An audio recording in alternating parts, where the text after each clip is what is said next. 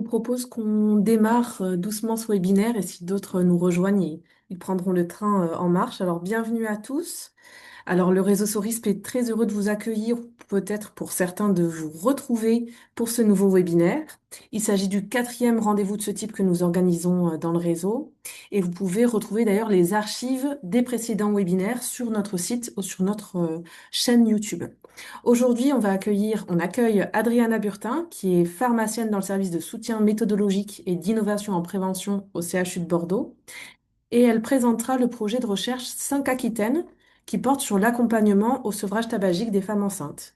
Elle nous parlera des différentes phases par lesquelles ce projet est passé, de son origine à aujourd'hui. Alors, comme toujours, dans le format qu'on présente aujourd'hui, ce webinaire comportera deux temps. Un premier temps de présentation de 40 minutes, puis un second temps dédié aux questions et aux échanges de vive voix ou via le chat, dont je vais me faire porte-parole pour la suite du webinaire. Le webinaire sera enregistré et revisionnable en différé. Donc, si vous ne souhaitez pas plutôt apparaître à l'écran, ou vous pouvez bien sûr garder votre caméra désactivée. Voilà pour les petits mots d'usage et le petit brief technique. Et maintenant, il est temps pour moi de laisser la parole à Adriana Burtin et donc à vous souhaiter à tous un bon webinaire. Je te laisse partager, Adriana, quand tu peux.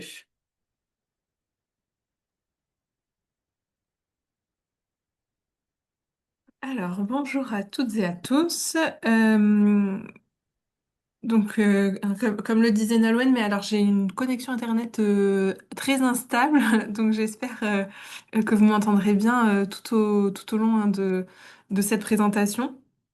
Et donc j'ai pas entendu la présentation de Nolwenn au début, mais j'imagine que Nolwenn a introduit le projet 5 Aquitaine, qui est donc un projet d'accompagnement au sevrage tabagique des femmes enceintes. Et donc l'objectif aujourd'hui, c'était de vous décrire comment le projet a vu le jour et où est-ce qu'on en est aujourd'hui de ce projet.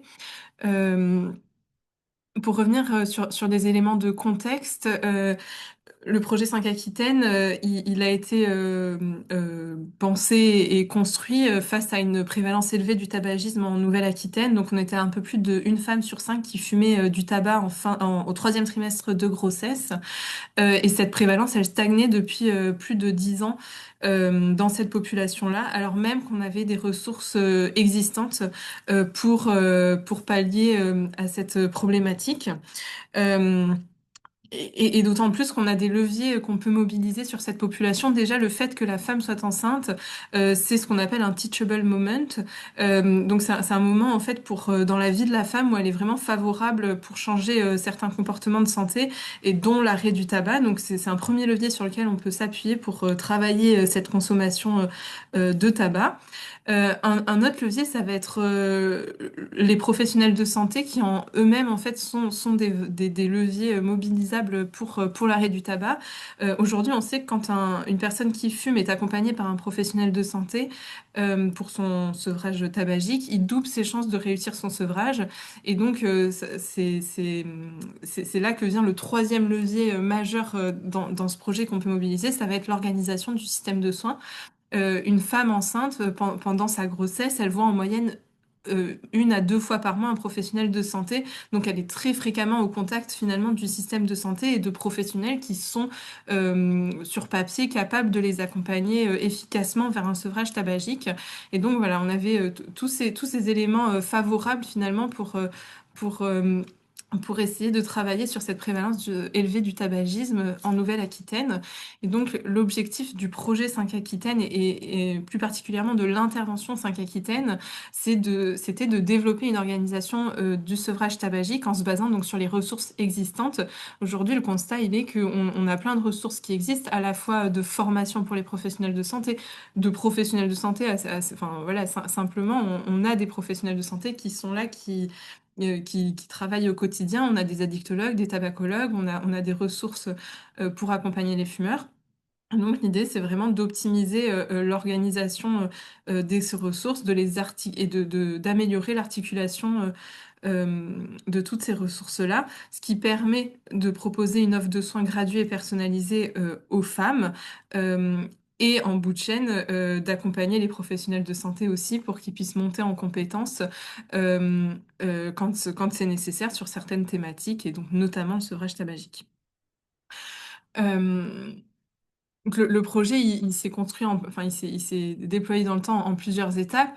La première, ça remonte à quelques années maintenant. C'était en 2018 où donc l'équipe de recherche s'est penchée sur le développement de l'intervention. Et donc, ça sera la première partie de ma présentation. Ensuite, une fois que cette intervention a été construite donc sur le papier, elle a fait l'objet d'un déploiement dans le cadre d'un projet pilote. Et aujourd'hui, on est sur la troisième phase de ce projet 5 Aquitaine, qui est donc laisser contrôler randomisé en step wedge que je vous présenterai donc en dernière partie de ma présentation.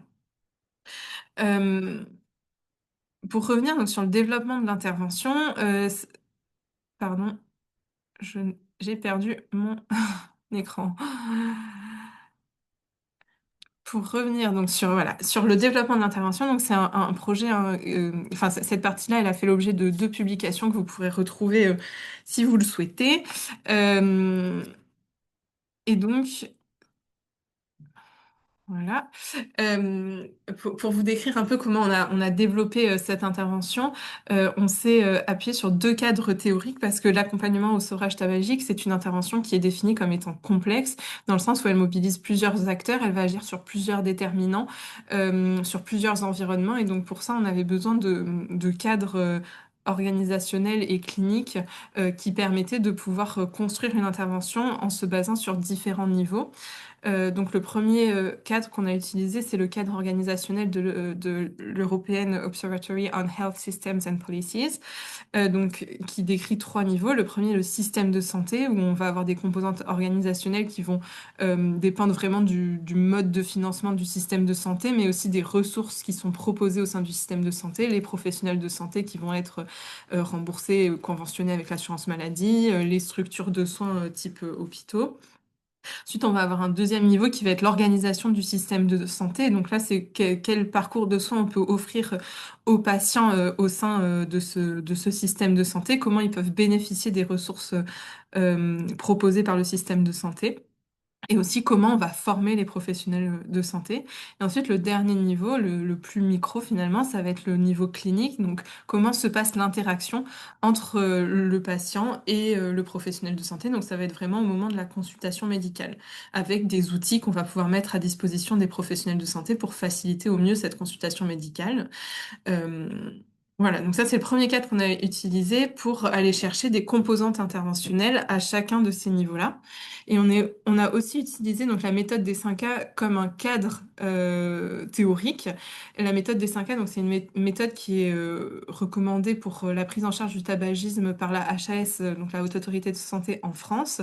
Et donc elle se constitue de 5 étapes qui sont donc ask, demander si la personne fume, advice, lui conseiller d'arrêter si elle fume, assess, évaluer les ressources qu'elle a pour arrêter de fumer ou à l'inverse qui peut freiner ce sevrage tabagique, assist, donc lui proposer les aides qui existent, et arrange pour organiser dans le temps le suivi. Et donc, de la même manière, pour la méthode des 5A, on est allé identifier les différentes composantes interventionnelles qui pouvaient constituer et enrichir chacune de ces étapes en croisant donc avec le cadre organisationnel précédemment présenté. Comment on a procédé donc pour les étapes du développement? On a procédé en fait en trois étapes. La première, c'était d'aller chercher et d'identifier les composantes d'intervention, donc ce que vous voyez à gauche, en haut à gauche du schéma. Ensuite, on est allé regarder et identifier donc ce qui pouvait freiner ou à l'inverse faciliter l'implémentation de ces composantes d'intervention, donc en haut à droite du schéma. Et ensuite, on a fait ce qu'on appelle une traduction opérationnelle, c'est-à-dire qu'on a proposé une intervention qui était déployable dans un territoire, donc en conditions réelles. Je vous propose de revenir un peu sur ces différentes étapes. Pour ce qui était donc de l'identification des composantes interventionnelles, on est allé analyser 7 rapports d'institutions nationales donc françaises, et de là on a dégagé 73 composantes d'intervention qui venaient s'inscrire dans la méthode des 5A. Donc par exemple pour la première étape qui était demander si le patient, enfin si la patiente fume, une des premières composantes interventionnelles, c'était que tous les professionnels interrogent le tabagisme actuel ou antérieur de la femme. Et donc comme ça, on en avait 73 des composantes interventionnelles qu'on est ensuite allé présenter au Conseil scientifique de 5 Aquitaine, qui est composé de 25 experts, qui sont experts dans différentes thématiques, hein. L'idée, c'était d'avoir vraiment un conseil scientifique pluriprofessionnel, à la fois en santé publique, en addictologie, en tabacologie, en périnatalité. Et j'en oublie en périnatalité, donc on avait des gynécologues, des sages-femmes, des médecins généralistes aussi, tous les professionnels qui peuvent être amenés à faire des suivis de grossesse. Et donc on a soumis ces composantes d'intervention sous forme d'un Delphi pour pouvoir aboutir à un consensus qui a permis d'identifier 17 composantes d'intervention à mettre en place au moment de la consultation médicale.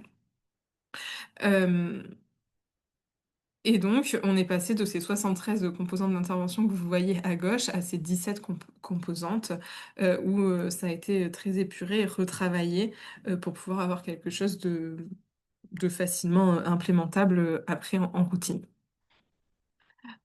La phase d'après, donc, ça a été d'identifier les barrières, les freins et les leviers, pardon, à l'implémentation de ces 17 composantes d'intervention.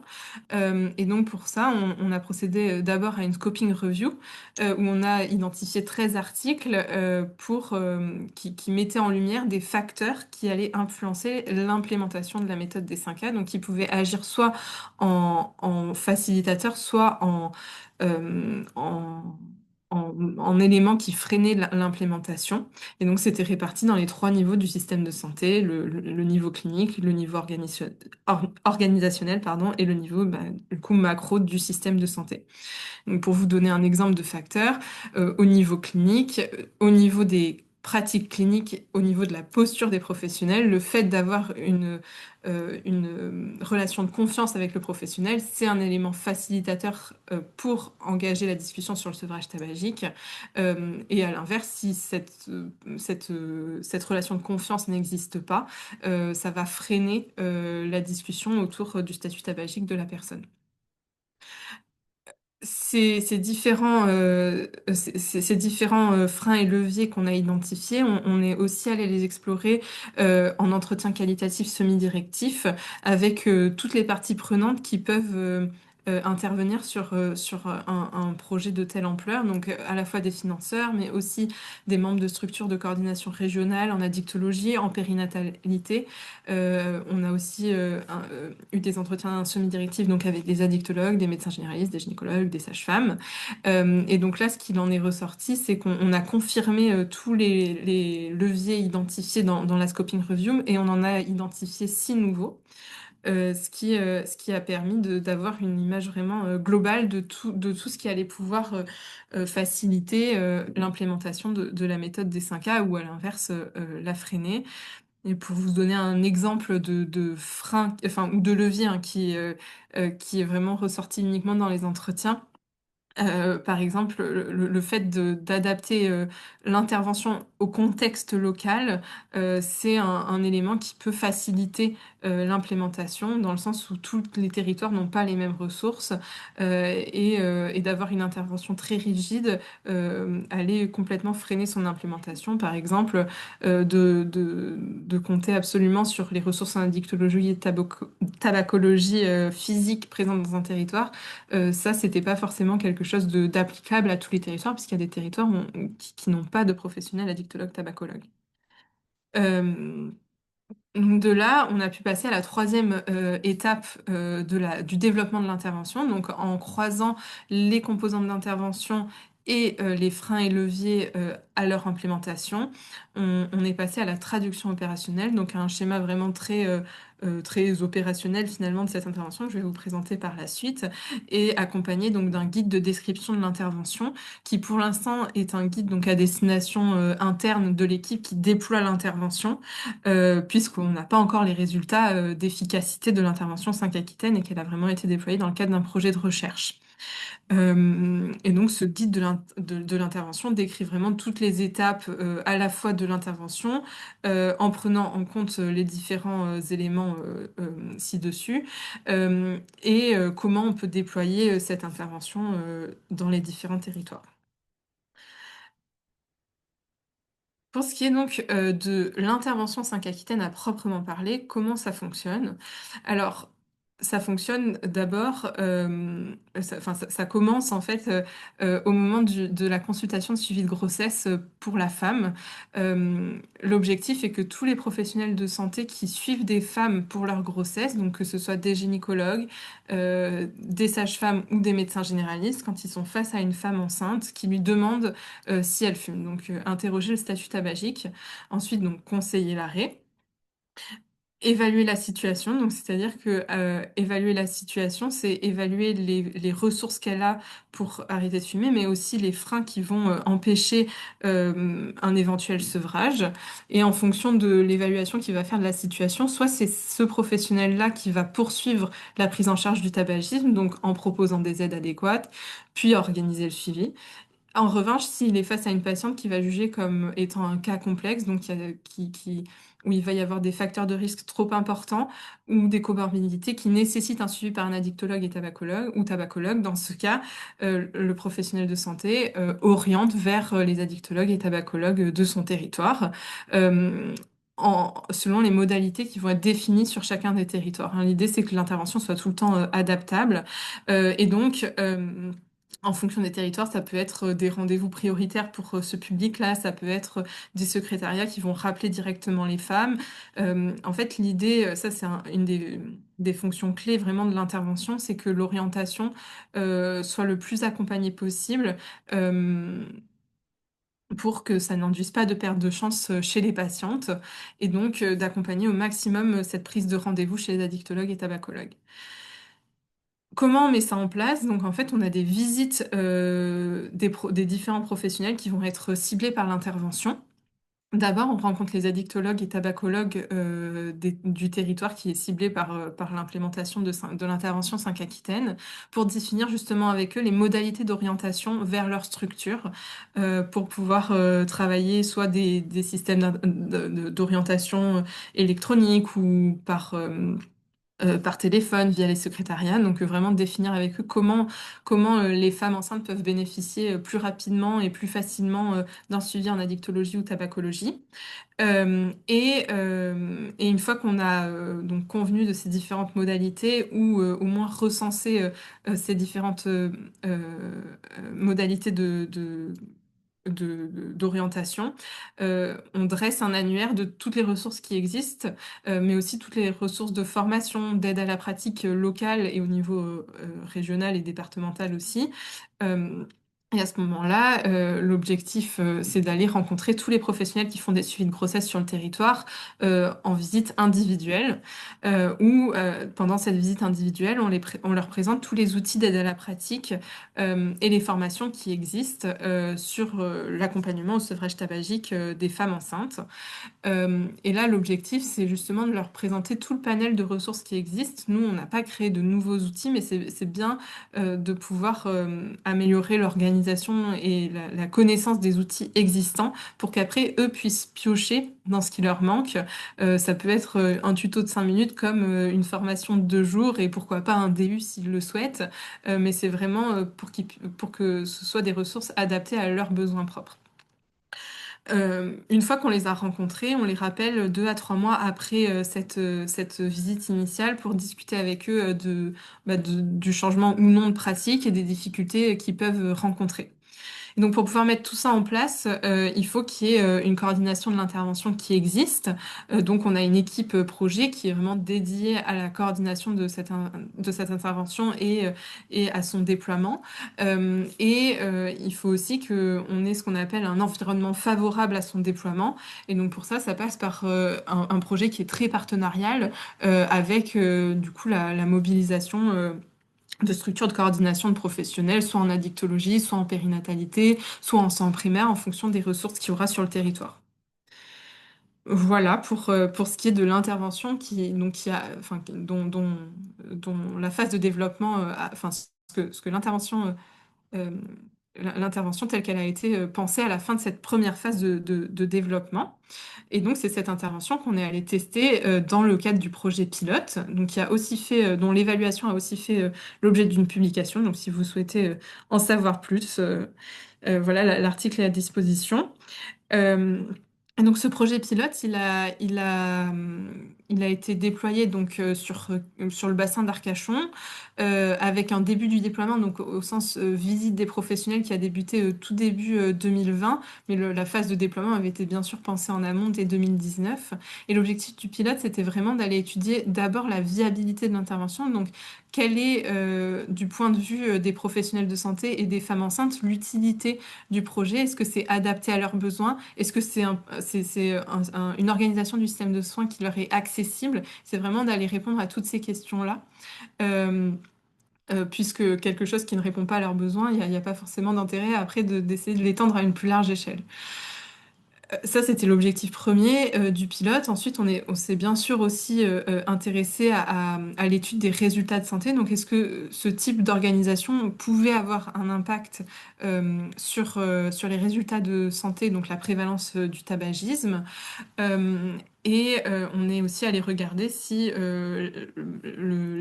enfin, le design de l'étude qu'on avait imaginé dès les prémices du projet était faisable et le recueil de données afférent également pour pouvoir adapter en conséquence la dernière phase de ce projet en fonction des résultats.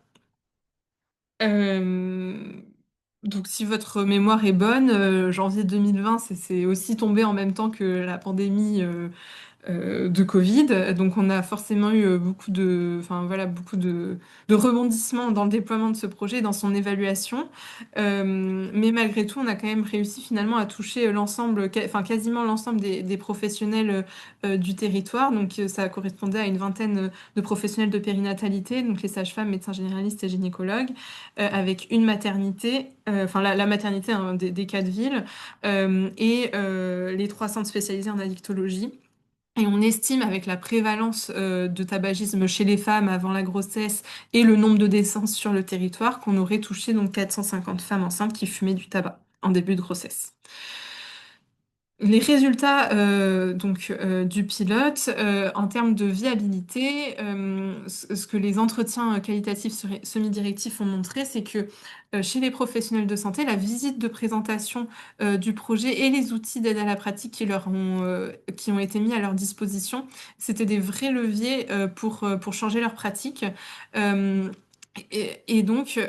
Suite à cette visite de présentation, elles se sont formées sur les formations qui étaient existantes sur leur territoire. Elles en ont eu connaissance et du coup, elles y sont allées.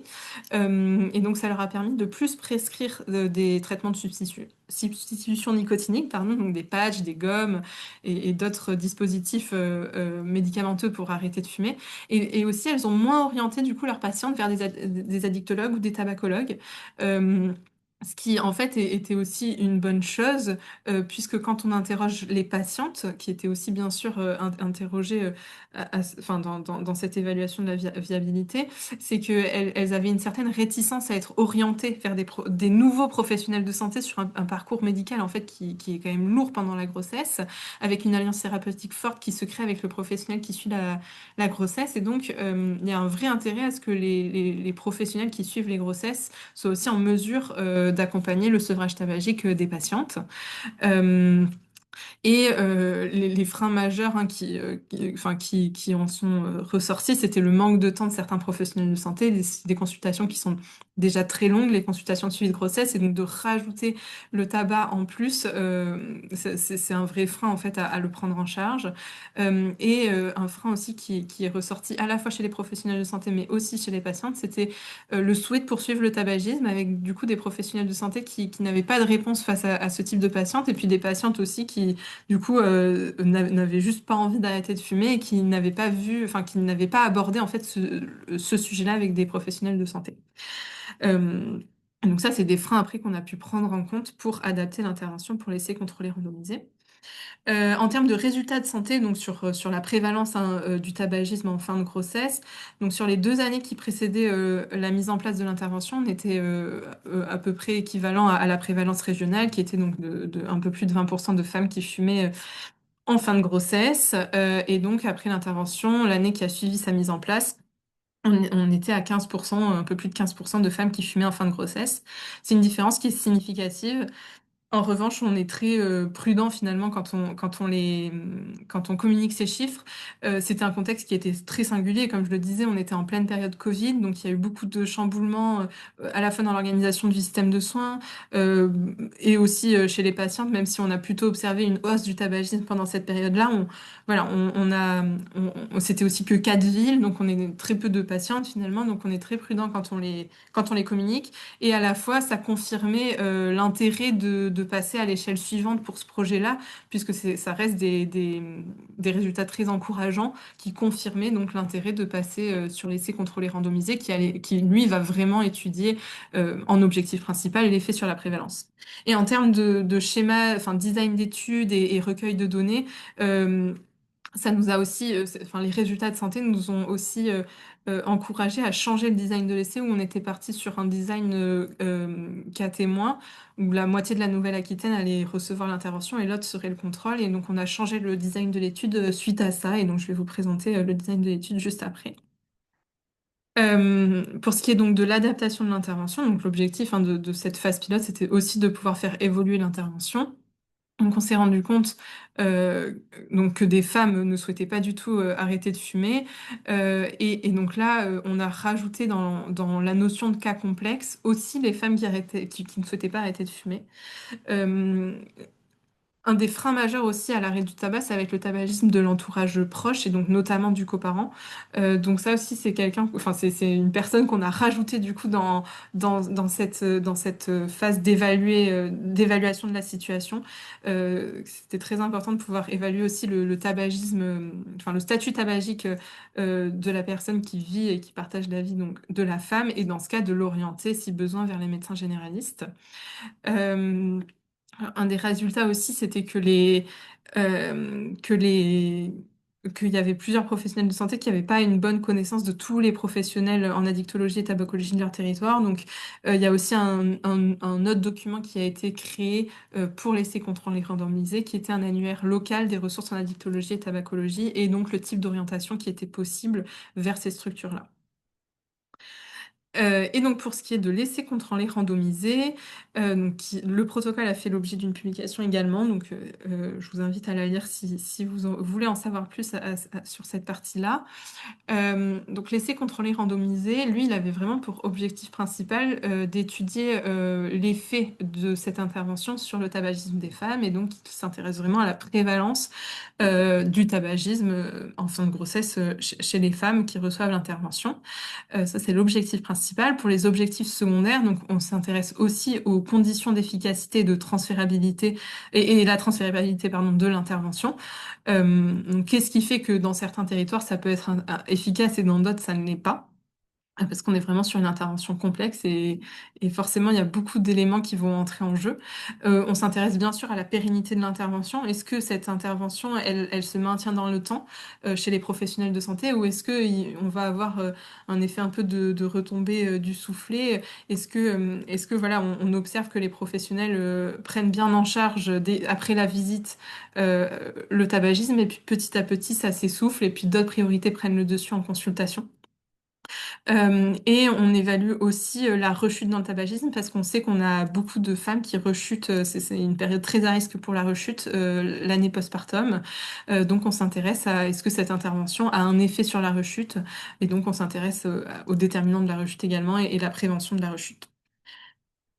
Pour ce qui est donc du déploiement de l'essai contrôlé randomisé, donc le début de la collecte de données a eu lieu en septembre 2022 et s'est poursuivi jusqu'à, enfin euh, euh, c'est pas le bon, pardon. Je vous montre le calendrier juste après. Il reste une coquille dans cette diapo. En tout cas,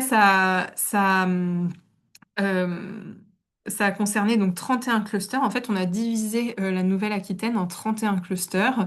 Et les clusters, ça correspond à des territoires où les femmes vivent, se font suivre pour leur grossesse et accouchent. Et donc ça concerne au total 41, enfin, les 41 maternités de Nouvelle-Aquitaine. On estime que ça a touché environ 50 000, pardon, 5 000 professionnels de santé et 12 000 femmes enceintes qui fumaient du tabac en début de grossesse. Donc là, c'est la même chose. Les 12 000 femmes, elles sont calculées en fonction du nombre de naissances en Nouvelle-Aquitaine et de la prévalence du tabagisme. Euh, voilà, c'est comme ça que cette estimation est faite. Euh, pour vous expliquer hein, le déploiement, donc en fait ces clusters ils sont regroupés en séquences. Chaque couleur correspond à une séquence et donc dans chaque séquence, pendant 6 mois, on a des enquêteurs qui sont déployés donc en maternité et qui vont faire des questionnaires enfin qui vont faire passer des femmes, qui vont faire passer pardon, des questionnaires à des femmes qui viennent d'accoucher et donc qui sont vierges de toute intervention 5 Aquitaine. Elles ont eu les pratiques courantes de leurs professionnels de santé. Et donc ce questionnaire, il va explorer tout, enfin le tabagisme et tous ses déterminants, donc le statut socio-économique, l'accompagnement au sevrage tabagique, l'accompagnement médical qu'elles ont reçu pendant leur grossesse, la santé mentale, le tabagisme de l'entourage, voilà, plein de variables comme ça qui peuvent avoir un impact sur le statut tabagique et l'arrêt du tabac. Donc, enfin, pour chaque séquence, on a comme ça 6 mois de période contrôle. Et ensuite, pour chaque séquence, au bout de 6 mois, on entre dans le cluster et c'est à ce moment-là qu'on rencontre individuellement tous les professionnels de santé de périnatalité. Donc, c'est ce qui sous-entend que on a eu un travail en amont, on a rencontré tous les addictologues et tabacologues sur les 2 derniers mois avant le début vraiment effectif de cette visite individuelle des professionnels de santé. Et donc, il y a cette visite individuelle qui se fait, puis ensuite, on laisse 4 mois où les professionnels s'emparent de ces nouvelles pratiques, se forment et exposent du coup les femmes à ces nouvelles pratiques. Puis on revient en maternité pendant 6 mois où on interroge de nouvelles femmes et donc c'est à ce moment-là qu'on refait, enfin qu'on fait des questionnaires qui correspondent à l'évaluation finalement de la phase intervention. Et donc comme ça, tous les 3 mois, on a une nouvelle séquence qui s'ajoute et ce qui nous permet en fait de faire bénéficier à toute la Nouvelle-Aquitaine de l'intervention tout en ayant du contrôle et de l'intervention enfin, voilà, sur tout le design de l'étude. Et donc euh, euh, pendant cette phase, on a aussi eu l'évaluation des conditions d'efficacité qui est toujours en cours actuellement d'ailleurs, où là ça se fait par entretien qualitatif semi-directif avec des femmes, des professionnels de santé et des parties prenantes qui ont déployé l'intervention. Et donc ce projet, il se fait grâce à une grande équipe, hein. On a vraiment beaucoup de monde qui est mobilisé sur ce projet. On a une équipe hein, qui coordonne toute l'intervention, donc les rôles aussi sont fluctuants dans le temps. On a aussi des fonctions qui apparaissent ou qui disparaissent en fonction de là où on en est dans le projet. Mais voilà, pour vous donner un peu une idée, on a vraiment eu beaucoup de monde qui a travaillé ou qui travaille encore sur ce projet. Pour la coordination, on avait une coordinatrice générale en plus de l'investigateur principal, une coordinatrice de la recherche, une coordinatrice de l'intervention, une responsable RH. On a une équipe méthodologique aussi qui est là pour l'analyse et pour le design de l'étude où il y a 3 personnes. On a quelqu'un qui est responsable du réglementaire. tout ce qui est collecte de données quantitatives, on a eu une vingtaine et on a toujours des techniciens d'études cliniques qui sont mobilisés. Euh, pour la collecte des données qualitatives, c'est la même chose. On a en ce moment 2 personnes qui sont à temps plein dessus. Et c'est la même chose pour le déploiement de l'intervention. On a eu une dizaine de chargés de mission qui ont été mobilisés pour déployer l'intervention sur toute la Nouvelle-Aquitaine. Voilà, donc je voulais finir cette présentation là-dessus parce que sans eux, on n'aurait pas pu faire ce projet. Aujourd'hui, donc les résultats de l'essai contrôlé randomisé, on les attend, enfin, en tout cas sur l'objectif principal. Les analyses sont en cours, donc on saura bientôt si l'intervention a montré une efficacité ou pas. Voilà, donc merci pour votre attention. Puis si vous avez des questions, je me ferai un plaisir d'y répondre. Merci beaucoup, Adriana. En effet, c'est à vous de prendre la parole si vous souhaitez réagir ou poser des questions ou utiliser le chat si vous êtes plus à l'aise. Je vous laisse vous en saisir.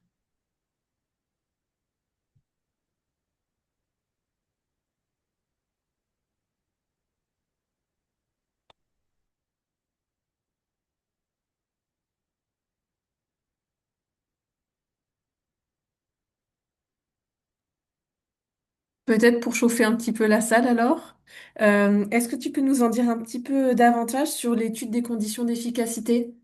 Oui. Alors, les conditions d'efficacité, en fait, on a sélectionné des clusters qui nous semblaient euh, plus intéressants que d'autres, hein, enfin, c'est peut-être pas les bons termes, mais on a du coup sélectionner différents clusters en fonction justement des ressources qu'il y avait. Il y avait des territoires où on n'avait pas du tout d'addictologues, tabacologues par exemple, où ces personnes, enfin ces structures-là, elles étaient à plus d'1 heure de route, donc forcément ça allait avoir un impact sur ce qu'on allait pouvoir proposer comme prise en charge aux patientes qui nécessitaient ce type de prise en charge. Et à l'inverse, on avait des territoires complètement différents où on avait une concentration énorme de ressources en addictologie, tabacologie. Et donc, c'était très intéressant de pouvoir aller étudier les conditions d'efficacité en fonction des ressources des territoires. Donc, tous les clusters, les 31 clusters n'ont pas été inclus pour les conditions d'efficacité. Mais justement, on a sélectionné des différents clusters en fonction des ressources qui existaient pour pouvoir voir si les ressources avaient vraiment un impact euh, sur cette efficacité. Voilà. Merci. Est-ce que quelqu'un d'autre veut se lancer?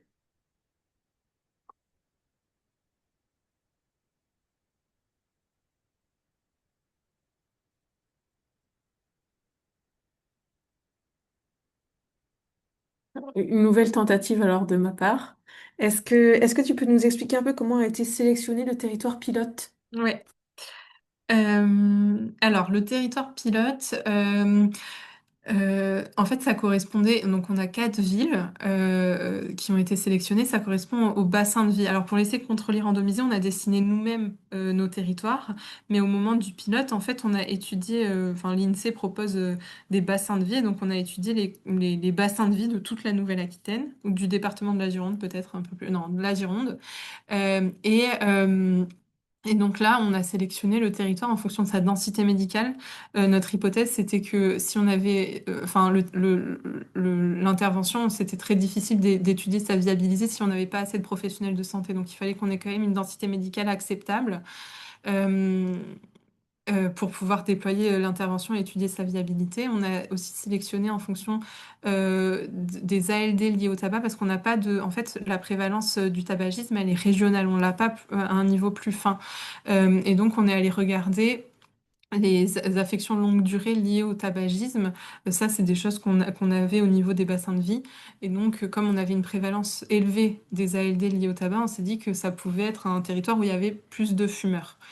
Euh, et donc, c'est surtout sur ces critères-là.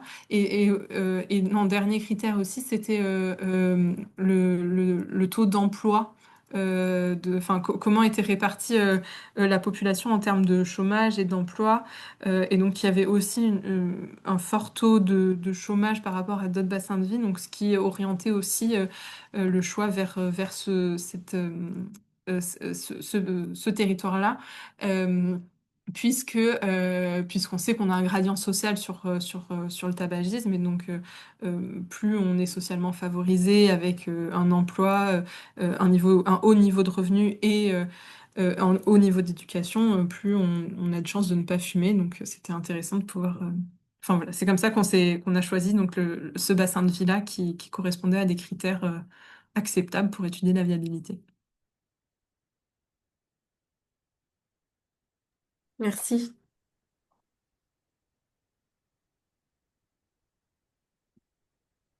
Je laisse un peu la place à d'autres. Leslie, Oui, merci beaucoup Adriana pour la présentation. T'as parlé de l'évaluation du statut tabagique du coparent, a Ouais, priori dans un deuxième temps, si j'ai bien compris. ouais. Est-ce que tu peux nous en dire un peu plus? Enfin, qu'est-ce qui est ressorti du coup de ce point-là? Alors, pour l'évaluation en fait, donc dans le pilote, on n'a pas interrogé le coparent. Par contre, on l'a prévu pour laisser contrôler randomisé. Donc, en fait, je l'ai oublié de le dire d'ailleurs, je crois. Mais dans les populations pour les conditions d'efficacité, donc on interroge les mamans, mais aussi du coup des coparents de ces mamans, et on interroge donc les professionnels de santé et les parties prenantes. Et on a rajouté justement les coparents suite au pilote, en se rendant compte qu'il y avait un gros impact finalement enfin, du statut tabagique de la personne qui vit avec la femme. Et donc, c'est pour ça qu'on les a rajoutés dans les populations pour les conditions d'efficacité. Mais aujourd'hui, du coup, j'ai pas les résultats pour les conditions d'efficacité parce que c'est toujours en cours. Mais ce que je peux dire, par contre, c'est en termes méthodologiques, c'est très compliqué d'avoir les coparents. En fait, ils répondent pas à nos propositions d'entretien qualitatif. On n'arrive pas à en avoir en fait. Et donc en fait, on a déjà une limite méthodologique, alors même que c'est un sujet très intéressant et sous-étudié, et qui a toute sa place en fait enfin, dans ce type de projet. Voilà, c'est beaucoup de perspectives de recherche, mais déjà de recherche méthodologique. Euh, voilà ce que je peux en dire pour l'instant du coparent. Mais on travaille pour essayer d'en avoir plus, mais ils veulent pas. Ok, merci beaucoup. J'en profite tant que j'ai la parole. Enfin, je vois pas Ouais, d'autres mains levées. Tu parlais de différents outils dans le cadre de l'intervention mis à disposition des professionnels de santé. ouais. Il me semble que tu as donné quelques exemples concrets, mais si tu as d'autres exemples à donner et aussi quels sont leurs liens ou pas, j'ai peut-être mal compris, avec les 17 leviers d'intervention Ouais, retenus. ouais. Alors en fait, les outils, en fait, il y a deux choses. C'est vrai que je suis allée un peu vite là-dessus. Euh, Pendant la visite la visite de présentation de l'intervention, en fait, on leur remet un livret qu'on a construit justement avec ces 17 leviers d'intervention, qui les reprennent en fait ces 17 leviers d'intervention. Donc, on dit que normalement, on n'a pas fourni de nouveaux outils. En fait, sauf ce livret-là où en effet on reprend ce qui doit se passer normalement dans une consultation avec une femme qui fume. Et donc c'est là qu'on retrouve ces 17 leviers, notamment.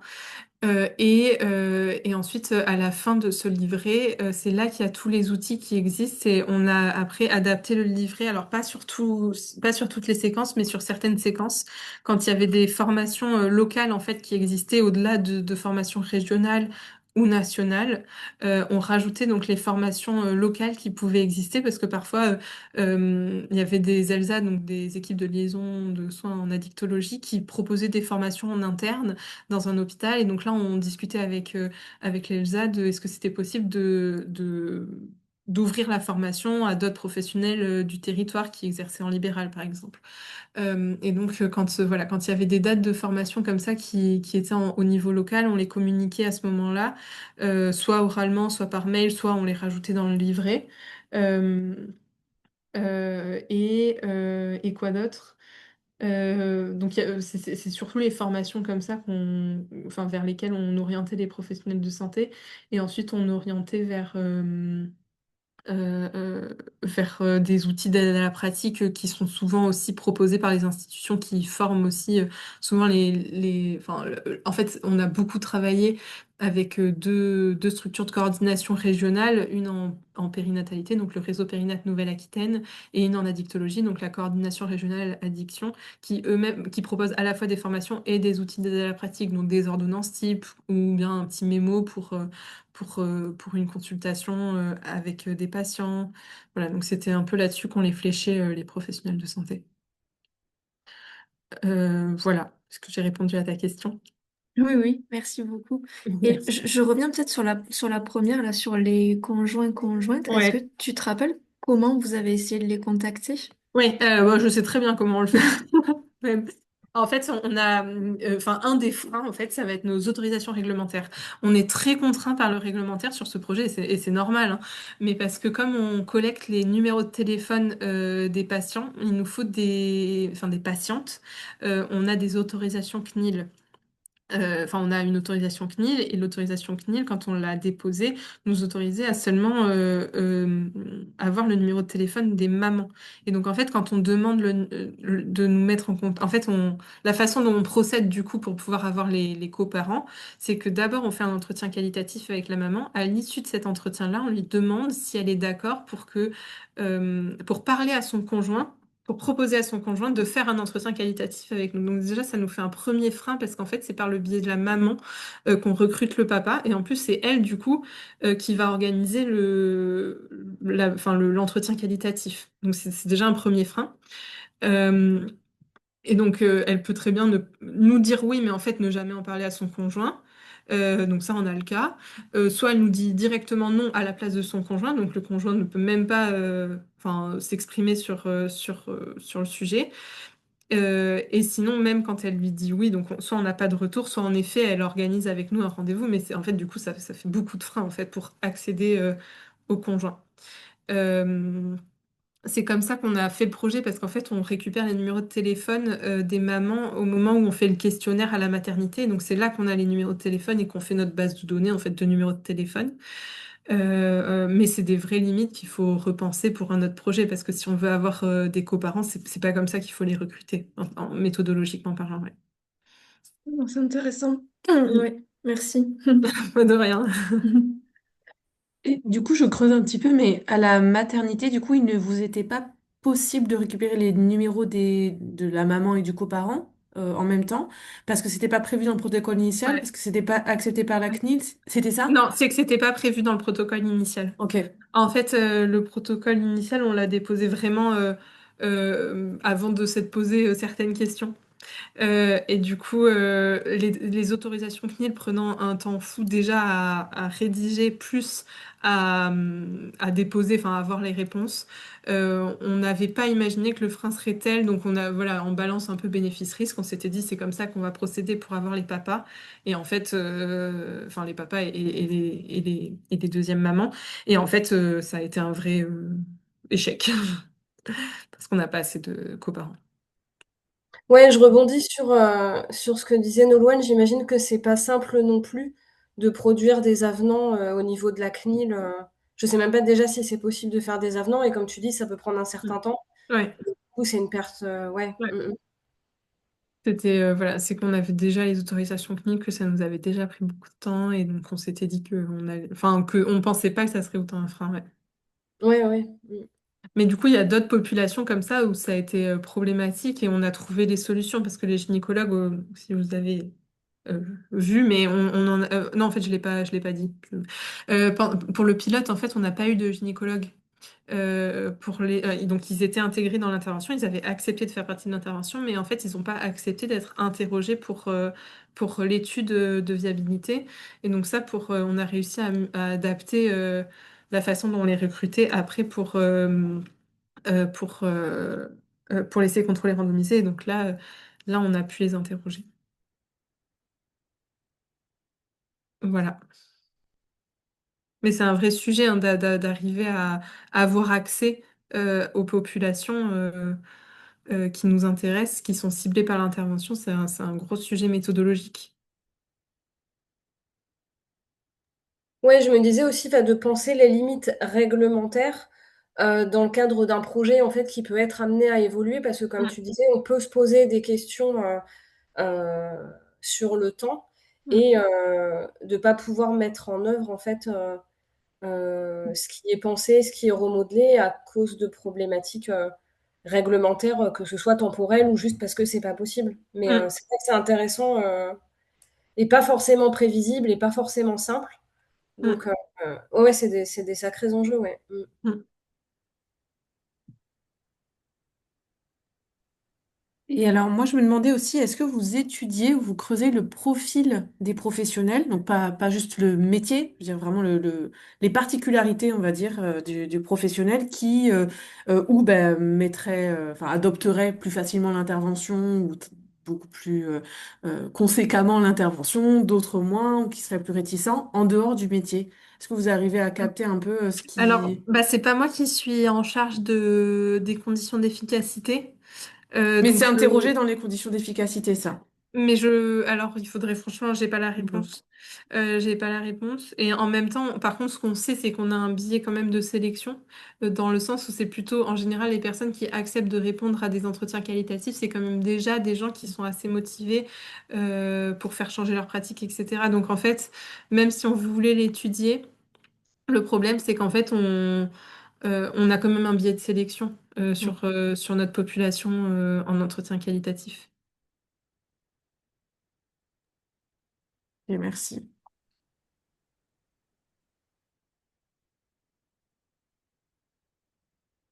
Je laisse encore une minute de chance à l'auditoire pour poser d'autres questions si vous le souhaitez.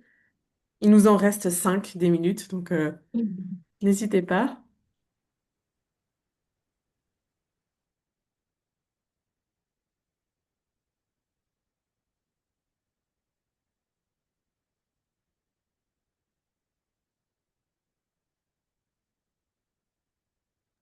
Adriana, est-ce que tu veux rajouter quelque chose à ta présentation? Peut-être. Non, je réfléchis, je m'attendais pas à cette question. Eh oui, Euh, un euh, dernier mot avant de partir. non, non, en fait, je pense quand même que ce qu'il faut avoir en tête quand on se lance dans un essai contrôlé randomisé en step wedge régional, c'est qu'il faut des moyens humains conséquents. Et qu'en fait c'est un casse-tête quotidien d'avoir des ressources humaines qui sont là à temps dans les maternités pour pouvoir faire les questionnaires. Voilà, j'en vois un qui est connecté, enfin donc Younes pour ne pas te citer, mais enfin voilà, il était en train de faire le tour de Bordeaux à moto pour pouvoir avoir les femmes enfin en temps et en heure. Donc c'est vraiment un challenge en fait. Enfin, la méthodo de l'essai contrôlé randomisé, elle est très lourde en fait. Elle est très lourde sur une échelle aussi grande. De recruter des techniciens d'études cliniques sur des mi-temps dans la Creuse, et ben en fait c'est très compliqué. Et donc voilà, on a vraiment eu enfin, enfin, en termes de RH, en fait, c'est un montage très complexe, un essai contrôlé randomisé en step wedge. Et c'est pas forcément des choses auxquelles on avait pensé au début quand on a changé le design de l'étude, justement, on s'est dit bah, c'est mieux éthiquement, mais en fait, ressources humainement parlant, pas du tout. Voilà. Je risque d'en décourager certains. Non, mais en fait, c'est des choses dont on n'avait pas spécialement conscience parce que c'était pas un design qui avait été fait dans notre équipe auparavant. Et donc, c'est vrai que, on était novices. Et donc, on a aussi été confrontés à des réalités de terrain auxquelles qu'on n'avait pas anticipé. Ouais. Il y aura une publi là-dessus, sur le off du step wage. On verra, mais c'est vrai que du coup, l'équipe méthodologique qui nous soutient hein, aujourd'hui, quand elle accompagne d'autres équipes, elle nous a dit hein, qu'elle conseillait plus, enfin qu'ils essayaient de trouver des alternatives au step wedge comme ça. Mm. Ça marche. Merci pour ce retour d'expérience. Je crois ne frustrer personne. Donc, on va te libérer. Merci pour cette présentation et les échanges. Et puis donc, ben, pour ceux qui seraient intéressés parmi vos proches et vos collègues, dans quelques jours, semaines, la vidéo sera disponible en rediffusion. D'accord. Merci beaucoup, Adriana. Merci, et puis bonne journée. Bonne journée à tous. Au revoir.